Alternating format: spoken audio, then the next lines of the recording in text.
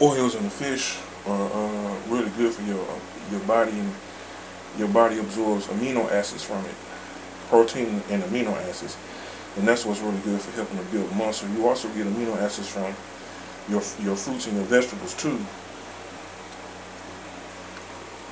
Yeah, I love fish. Like my favorite fish probably what's that fish called? I'm trying to think. Catfish, swai. Yeah, like swat, catfish, and salmon. Salmon's pretty good. I love salmon. I don't eat salmon often because it give me gas, and I don't like getting gas. I understand. So it's another fish I'm thinking of too. It's like just like swat. Got you. I like orange roughy. I had that before. Orange roughy's pretty good. I had like once or twice.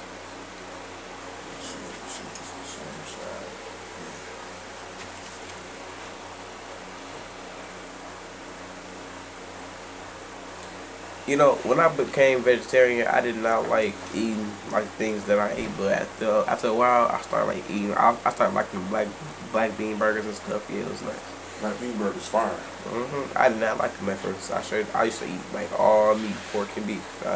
You had to have an acquired taste for it. Yeah. Once you go without having meat and you see how it make your body feel, then you respond a lot differently. Yeah, I don't even eat pork or beef. Yeah. Every time I eat some pepperoni or something like that, turn my stomach up. It was like that for me with rib tips because I used to love rib tips, and sometimes I might partake a little bit, but I'm trying to wean myself away from eating a lot of meat and just mainly go fruit and vegetable. I've been doing a whole lot of smoothies. Yeah. I like sorbets. Yeah, sorbets are good. Yeah, sorbet is fire, especially raspberry. Yeah, some frozen strawberries and raspberries with lemon. Yeah. Especially on a hot summer day. Yeah, it's coming up. Cool. Yeah. Yeah. My birthday midsummer too, June 24th. Okay, my birthday June 1st. Oh, that's nice. I'm ready for the summer. I'm working hard all school year.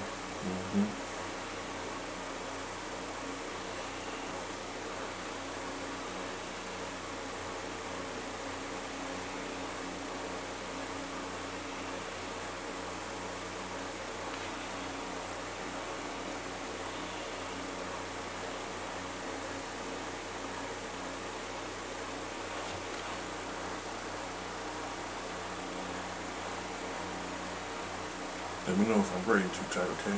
Yeah. Fix my hand pressure. I'll catch a cramp. Yeah, I'll catch a cramp. Oh, no. Never that. No, I know my hair ain't short, but you know what I'm saying. At first I thought I was going to have to add a couple pieces to it, but I didn't know if you would have managed that or not. But then when I blew it all the way out, I seen that it's a little longer in the back than what how it first was, so I can grip it. As long as I can grip it, I can braid it. That's nice. Yeah, I just realized you braided my hair. I forgot you did hair. Like, you play sports, athletic, good diet, and you do hair. Yeah, man. Yeah. That's nice. A nice little skill set. Just, my grandmother used to do everybody here in the house, and when I was little, she used to have me kind of up under her because my mama worked, and so she was my babysitter, so I picked up a lot of things that she liked to do just from being around her, and her being a very kind and loving person. We kind of developed their mannerisms, so I developed some of her passion for cooking. I did some catering with your dad before. Did some serving on the line and some prep work. Yeah, it's nice. Yeah. I'm starting to learn how to cook myself, actually. Man, it was a great trade to have. I'm telling you, you'll never be hungry a day in your life. Yeah. And any girlfriend you have, they'll know that you know what you're talking about as far as cooking the food. She said, I want some fried chicken in this. And when they come and send it, and it ain't right, you can be like, speak up for them and be like, nah, don't take this back. And look this well done right here. Yeah, so far I only know how to make breakfast food and a little bit of lunch. Okay. Pancakes, stuff like that, yeah. If I was home alone, I'd be able to do it. but it don't hurt for a little bit of him. Only thing I ain't been good at is like frying stuff and yeah, cause when I try and fry stuff, it be like over rare, Okay. real rare. Frying it. Yeah. You just got to figure out the time frame, how long does something normally take them to look at it. You got to actually physically watch it and then take a little one of them out and break it open to see, is it to the doneness that you like. Yeah. Once you find out the doneness that you like and you figure out how many minutes it normally take to cook something, you can pretty much apply it every time to that particular cooking method. Yeah. On the recipe. Mm-hmm. So knowing like the cooking method, once you know the cooking method and what it look like done, you can be like, okay, they said they want this medium, not medium rare, and then you feel your finger or your hand right here, this little muscle. It's a way how you can tell if something's done or not by how soft or how hard this muscle is right here when you touch the meat or the food. Yeah. Oh, that's tight. I never knew that. Yeah.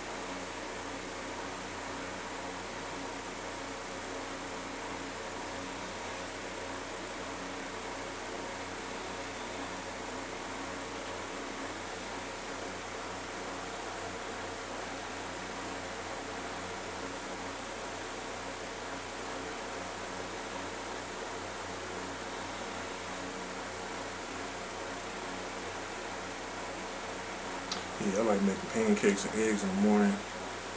Oh yeah, I'm great at making pancakes. Yeah. Can you make waffles? I got a waffle maker, yeah. Okay. I don't like waffles like that though. Really? Yeah. I'm more a pancake type person. I like soft. Yeah. Waffles cool too, but it's only that it's like a Sunday or something. Like I need something like hard to chew on. True. But like them little golden waffles, like they be like a little softer, they be cool. But I'm more pancake person. Like I scrambled, cheesy scrambled eggs. Yeah, those fire. Yeah. Can't never go wrong with no cheese egg, boy. People talk about grits a lot. I ain't never really ate grits Really? like that. I only ate grits with my granny, and I don't Grits do is like that. it's a staple for Southern comfort. Like a lot of Southern, you know, sometimes they put like the chicken and gravy over top of grits or rice, Oh, I heard about that before. or they might do like the shrimp and grits. Yeah, that's the type I be eating with my granny. It'd be good. Yeah. I thought it was like a bad version of oatmeal. That's what I thought at first. It's like, no, it's grits, not oatmeal. I'm like, oh, okay. I used to get grits and cream of wheat mixed up. Yeah, I can definitely see that. Definitely see that.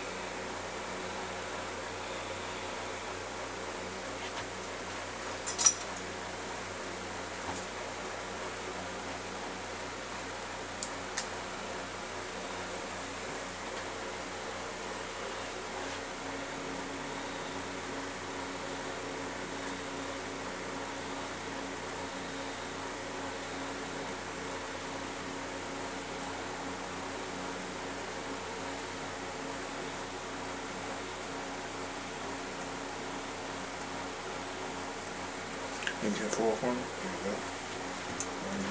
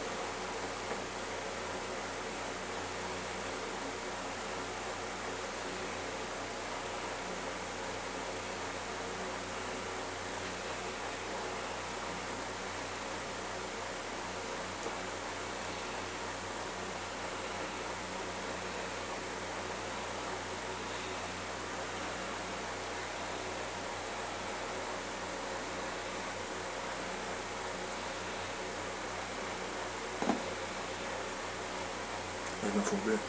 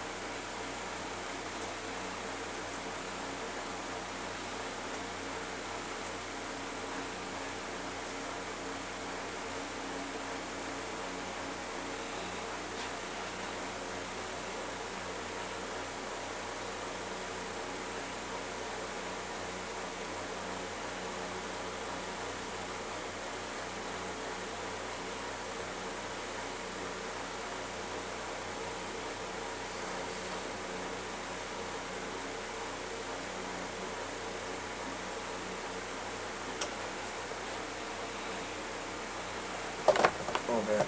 Sorry. All right.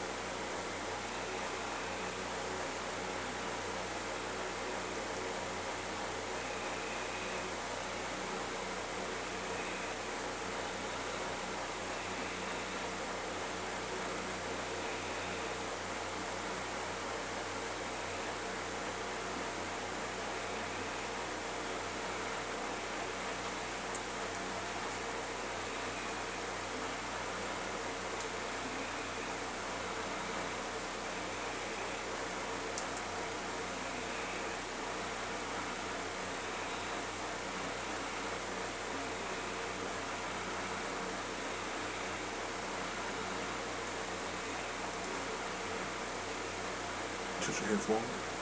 There you go.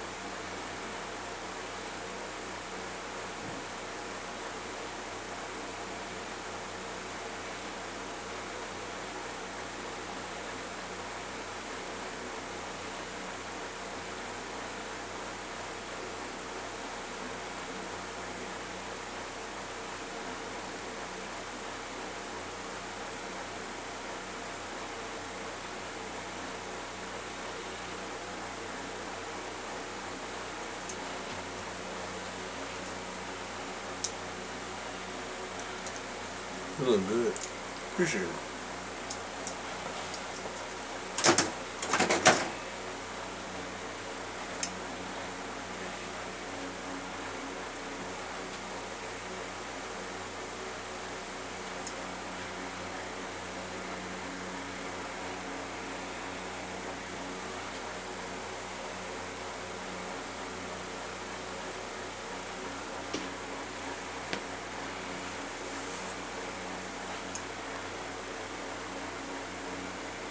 Yeah, it's nice. It's real nice.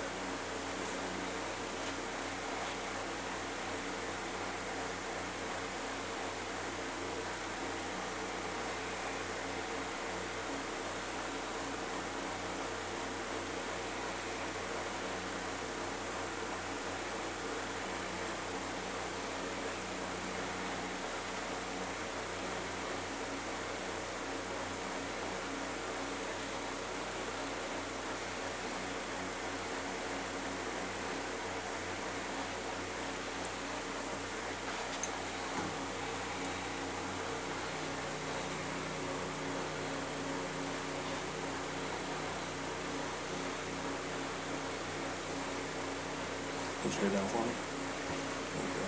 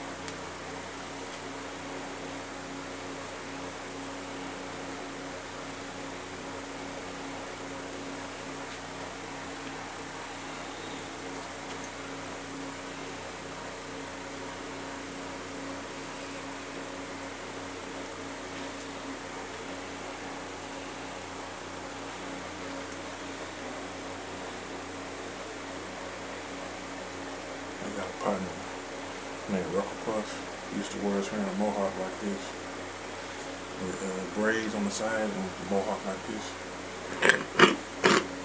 Damn, I don't know about that.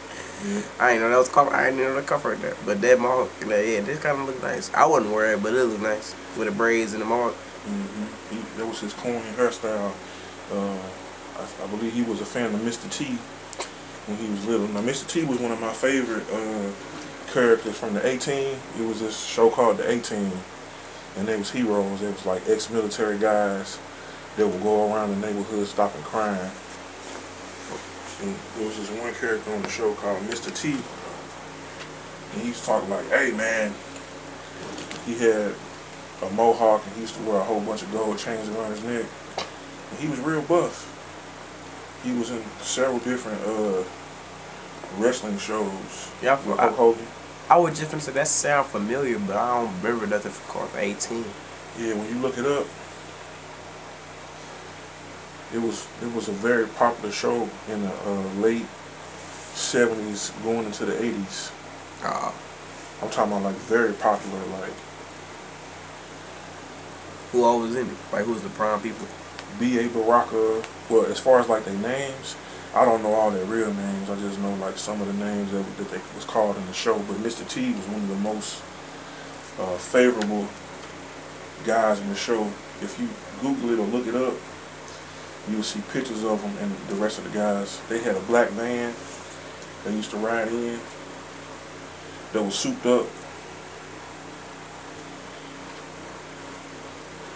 They were a bunch of, I want to say, military mercenaries that wanted to stop crime and violence in the neighborhood.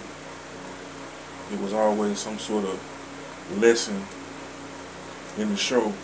Yeah, I know you talking about. Yeah. Drugs are bad, kids. Leave them alone. He's 73 years old. Yep. Born 1952. I'm saying like he was one of the most popular guys. Like everywhere he went, like people flocked to him. Yeah. And he had a very mean looking demeanor, but he was actually a very polite and respectful guy. Yeah, he looked like a nice person. If he was bad, it was bad for you. But if it was good, it was like, hey, I love you. Yeah, he like a great person. Yeah. That was one of my heroes growing up. And you know, we look at cartoons and different things and we see things that we aspire to be like. This part of this hairstyle kind of remind me of. Yeah, I can see that. Yeah.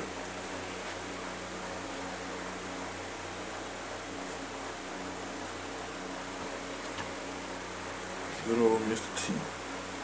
If I could think of any cartoon people that inspire me, I'd probably say Barry Allen from the CW Flash. Yeah, he's a pretty cool person. So Barry Allen from the CW Twins. No, from Flash. Oh, from the Flash. Okay, yeah. Yeah. That's a good one there. Yeah, he's a cool person. Yeah. He like always don't ever stop, always trying. Yeah. Trying to do better for everybody else. Yeah. I didn't know it was so many Flashes. Yeah, it's a lot of Flash. I knew it was the original Flash. My mama used to, when I was your age, my mama used to have me watch that with her. She liked superheroes too. She the one that actually got me into superheroes and knowing who they are and who the villain is and stuff.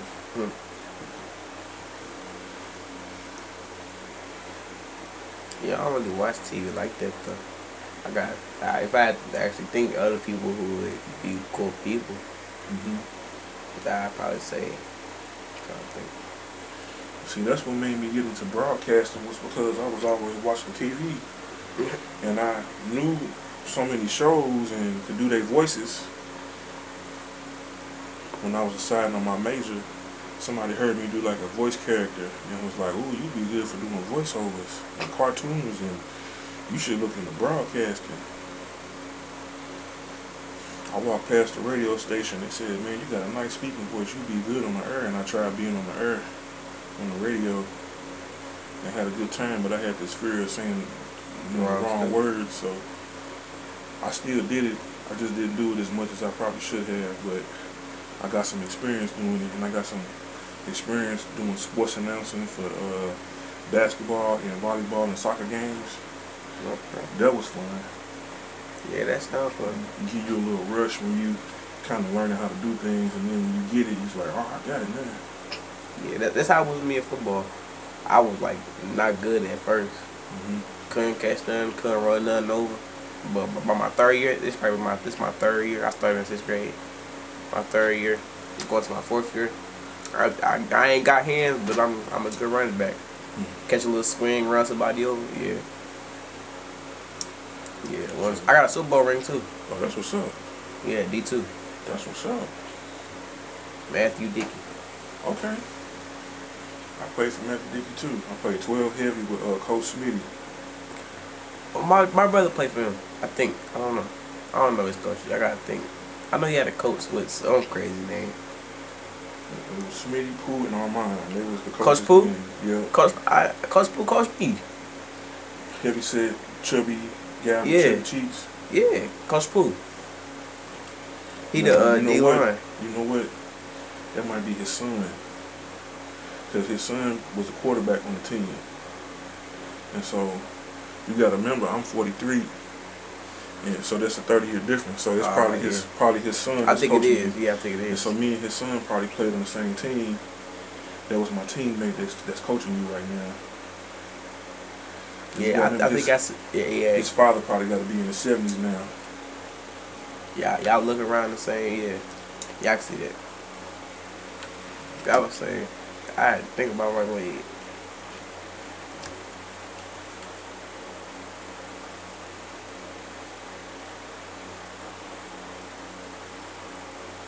Good time, man. Right over there at that park, right across the street from Matthew Dickey's, we had football practices.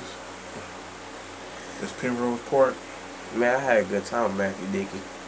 At first, I started off with the Gator Boys all the way over there. Gator By Boys. Jennings. Okay. But I ain't like it. I ain't get no playtime. Probably for my first year, but my second year. Well, my dad coached me too. Yeah. Okay. That's how, most young brothers kind of get into the game. An uncle or mama boyfriend or pop kind of coach you into it, help you get a little acclimated to the game, teach you the moves, and then you just take over from there. I'm big. I'm big in my pads. I can run people up and juke people. I'm still fast. It's crazy. Yeah. It do give you like about 15 more pounds of muscle, but what you say, force. It's crazy. I'm fast. I be in the game. I feel it. I feel the pads just lift off. I'm like, all right, well, I got this now. It's like pure body weight instead of just pads. You get used to the weight after a while, but wearing it. Get used to it. Especially running sprints in it. Man, them hills killing me. So hard in them sprints to where we almost would be throwing up. Yeah. But then in the game, we be winning because they done ran it so hard. Ran it so hard to where it wasn't even phasing us to run. Yeah, first day in pass was killing me. I feel like I was finna pass out. Yeah. But then the first game, man, it was great. You make you wait to get your water. Did you run with the trash bags to cut weight? Nah, I ain't never. Oh, my quarterback did that. I ain't never do that though. Yeah, Pooh, he had to run with the trash bags on to cut weight. I did too.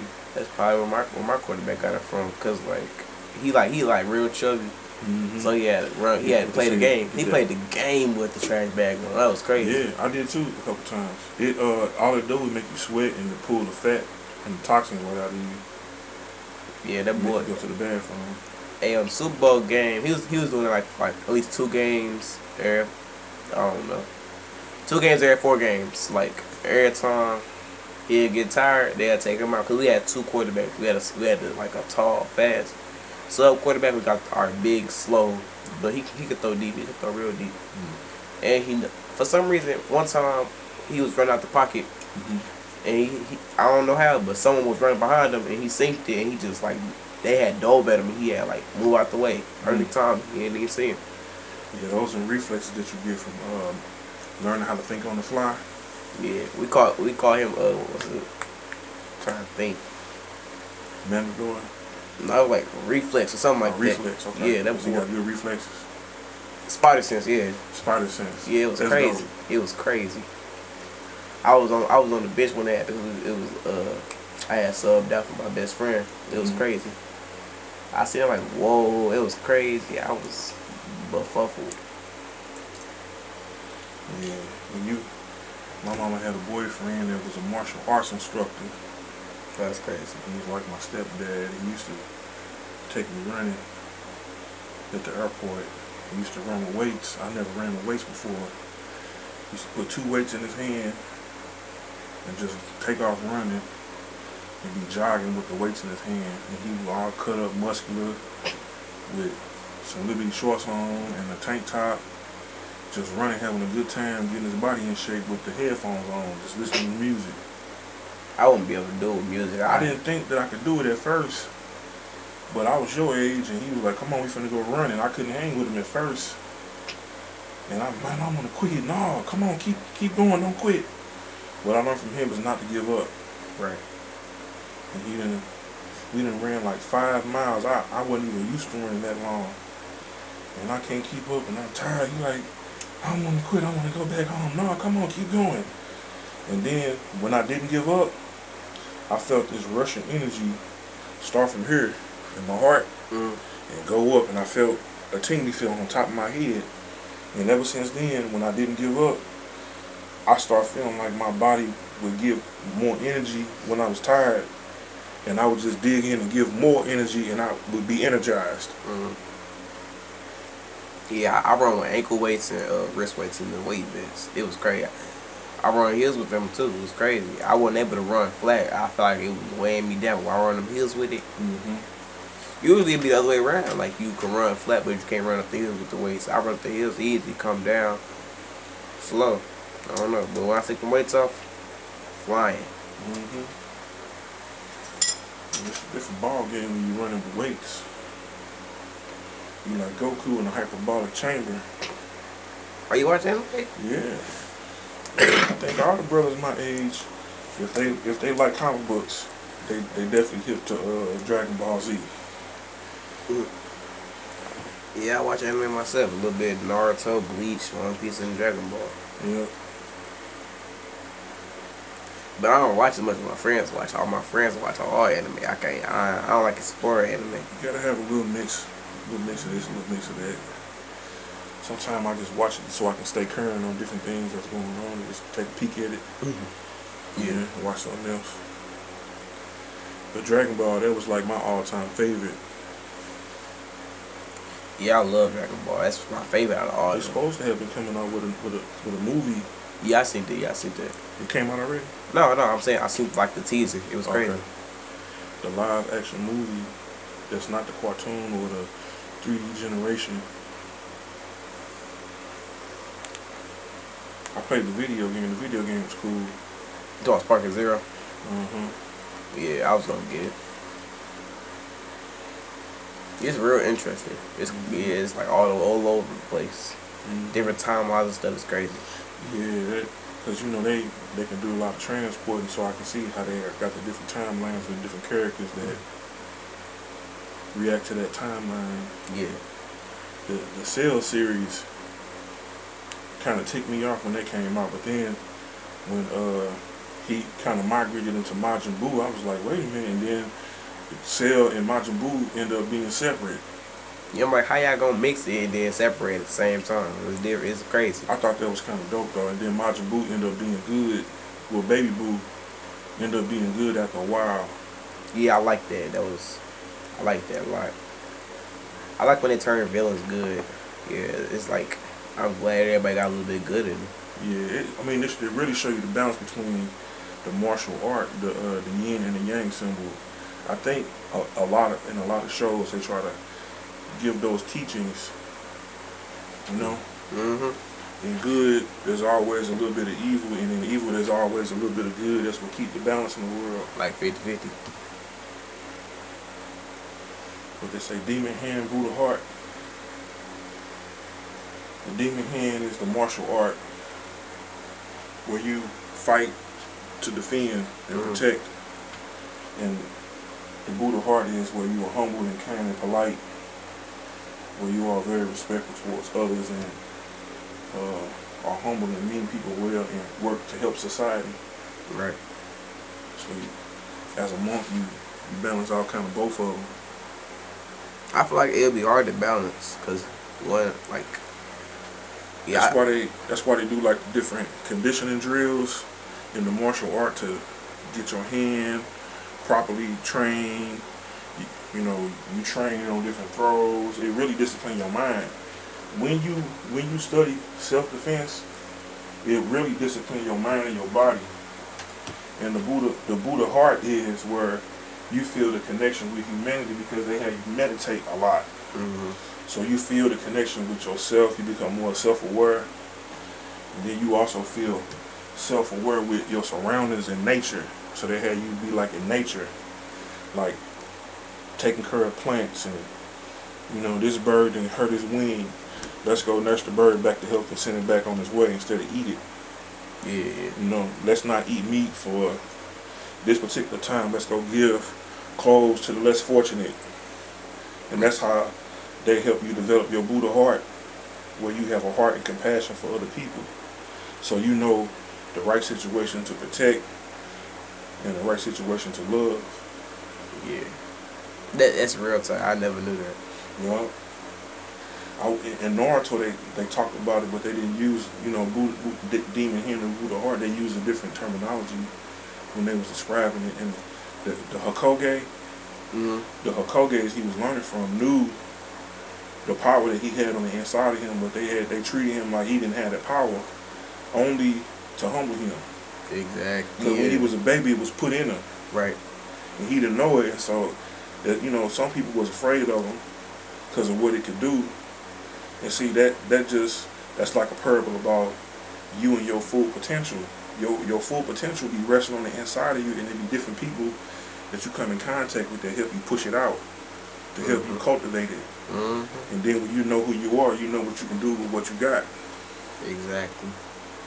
Cause like, if you don't know what you got, how is people gonna try and assume what you got? If you don't know what you got, that's why you gotta learn what you got. Try and push out the best of you. Yeah. Well, you learn how to become a value to those that are around you. By being tested and tried on different things, and different situations that help you build up your character and your strength.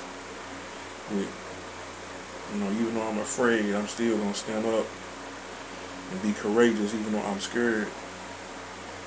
You face your fears head on instead of running from them. You run from them when you are afraid and you don't have the wisdom, but when you have the wisdom to stand, you can talk to your fears, and your fears will start running from you. And that's when you know you're walking in your power.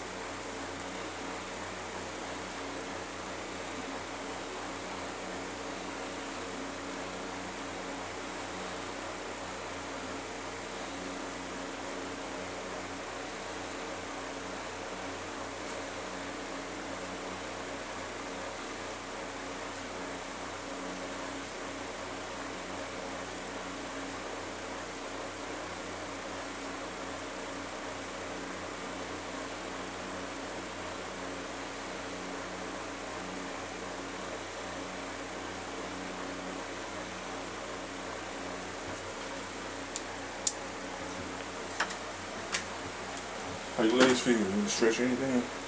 I'm cool. Okay. Keep on rolling.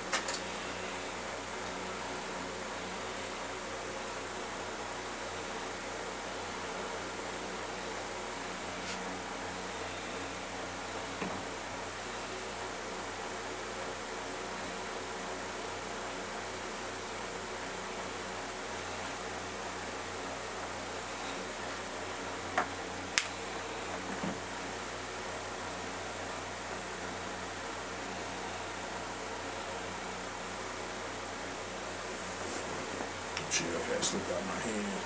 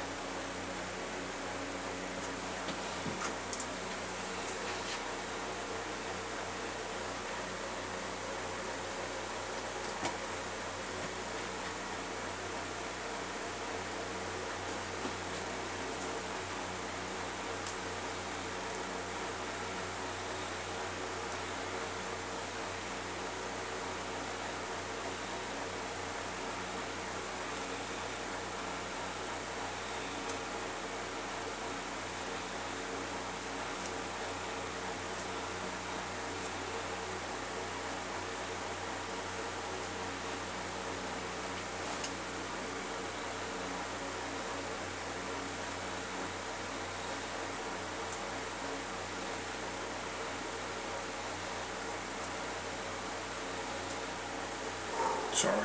You cool, you It cool. hurt. Just a little bit. Okay, I apologize. I can be a little bit more softer with it. My mama, when she used to do my hair when I was little, I used to be squirming in the church. She would braid my hair so hard, and she used to braid real tight to the scalp. And then when I got older and I learned how to braid, she'd be squirming in the chair. Because, you know, you can feel like every little kink and pop when you got this texture hair. And it'd be like connected to your feelings. And so, like, when you get like, you be like, ooh, she'd be making little sound effects. And I'd be like, Mama, I say, you remember when you was braiding my hair? And she'd start laughing. Because I used to be squirming in the chair. And so she had to teach me how to work on my hand strength when I was braiding. And I don't even think she knew what her hand strength was. She said, boy, just take it. And then when I started braiding her hair and she started squirming, now I got to be a little bit more gentle. And I'm like, okay, Mom, I get it. I understand.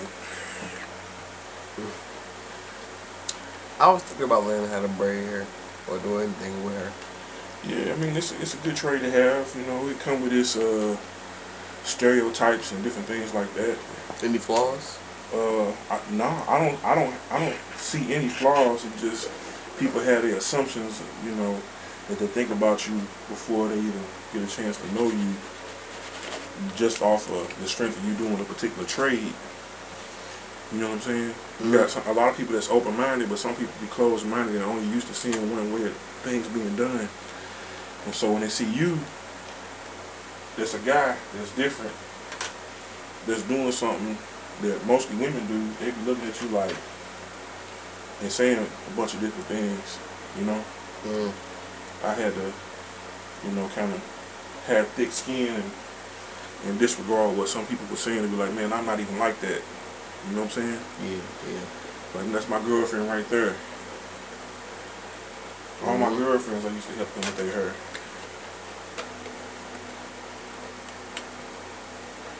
Yeah, So, stereotyping ain't never good for anybody. I had to learn how to break stereotypes, you know? You know, I learned how to break the stereotypes that people that know you and they like you and they rock with you, that it's a good industry and trade to have under your belt. You know, you might have daughters when you get older. You know how to do their hair and make sure they're all right, you know? You learn different things on how to help your female friends out, your sister if you got one, your mama, you know? Yeah. You get really good, they, instead of spending the money with somebody else, they come spend the money with you. Yeah.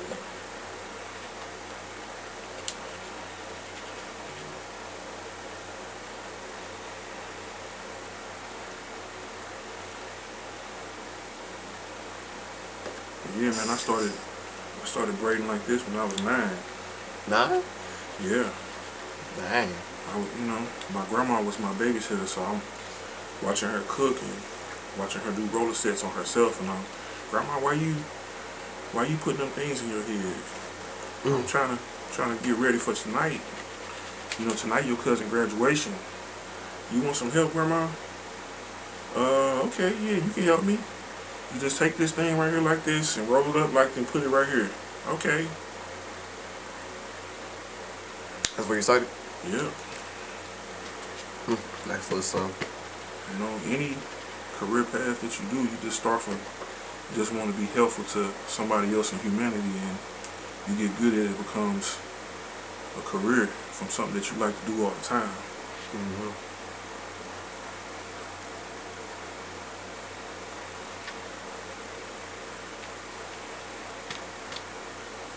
Yeah, it's a great field, a great trade to be in. You can pick which aspect you want to do.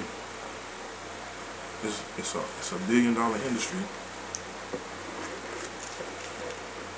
It really is.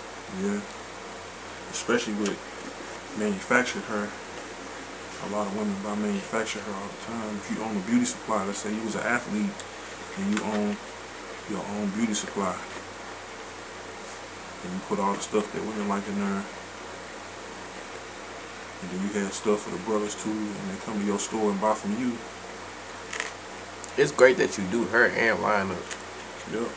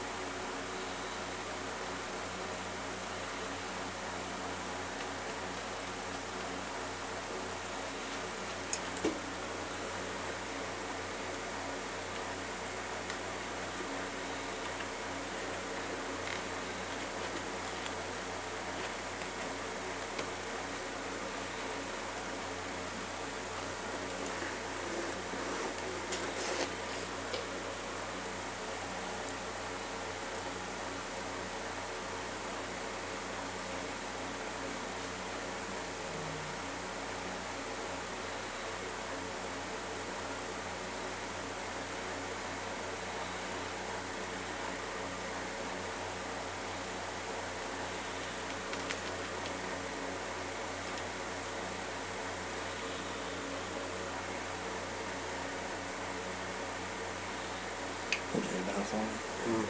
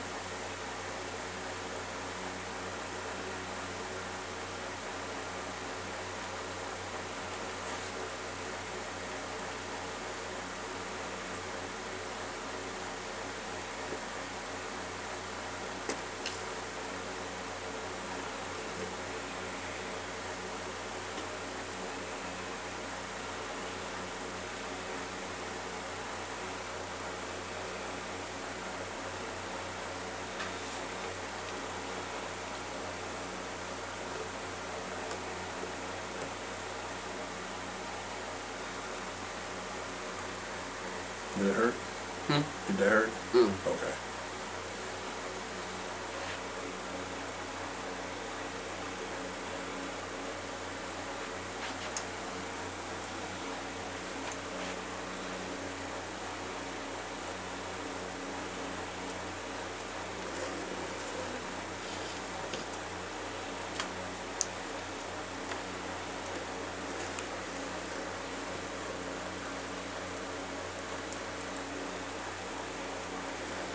You see where I gave you that moisturizer treatment?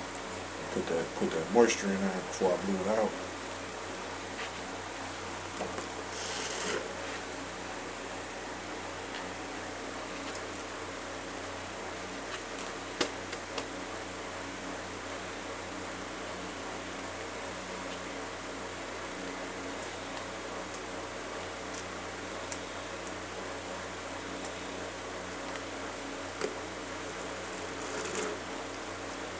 Just tell me if this annoying. Say again? Just tell me if this annoying. Oh no. It's like it's about going along and you keep sucking and makes it's annoying. I completely understand when you just trying to occupy your time a little bit when you're getting your hair worked on.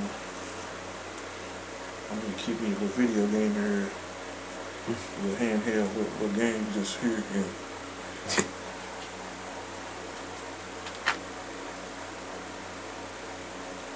I got a video game system called the Raspberry Pi, and it's tight. It got like over 10,000 games on it.